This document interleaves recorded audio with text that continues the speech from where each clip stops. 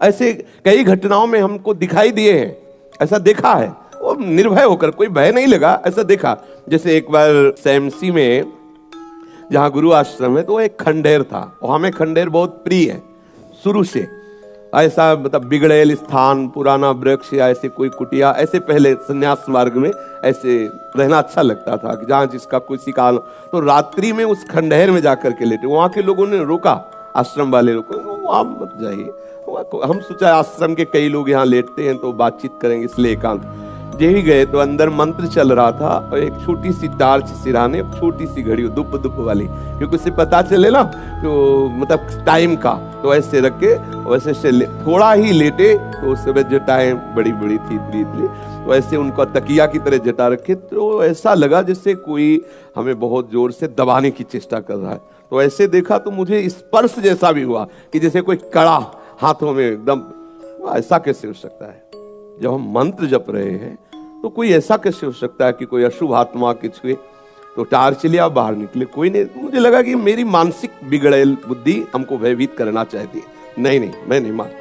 एक मन ने कहा यहां से हटके, वहां से हमको जिद्दी स्वभाव था, नहीं देखूं कैसा क्या, फिर वही जाके सोए।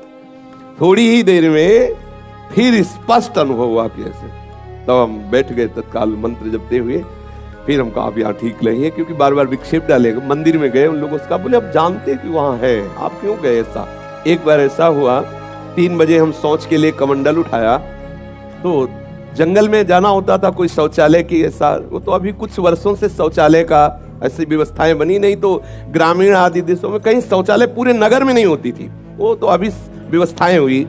तो कमंडल लेकर शौच के लिए निकले तो देखा कि गाँव के बाहर एक नववधू लोटा लिए शौच के लिए जा रहे। तो हम खड़े हो गए कि ये जिस दिशा को जाए उससे विपरीत दिशा में हम, वो खड़ी हो गई।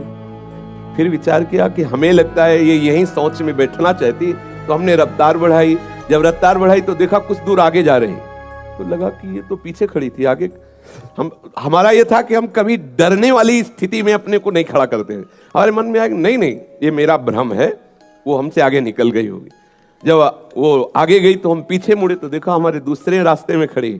अब हमें पक्का विश्वास हो गया कि ये कोई स्त्री नहीं है, कोई पतित आत्मा है जो इस रूप में है। तो जोर से भगवान नाम उच्चारण, खत्म खेल।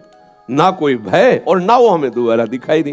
तो हमने जीवन में देखा है कि अगर कहीं ऐसी प्रेत आत्मा आदि हो, वो आपको परेशान नहीं कर सकती। आपको जैसे गोकर्ण के सामने धुंधकारी प्रकट हुआ, कभी वो अग्नि बनता, कभी वो ये बनता, कभी भेड़ बनता, कभी सिंह, समझ गए अधोगति को प्राप्त। लेकिन कोई ऐसा नहीं कि उनका अनिष्ट करे और रो के कह रहा था कि मेरा उद्धार कर दो, मेरा कल्याण कर दो।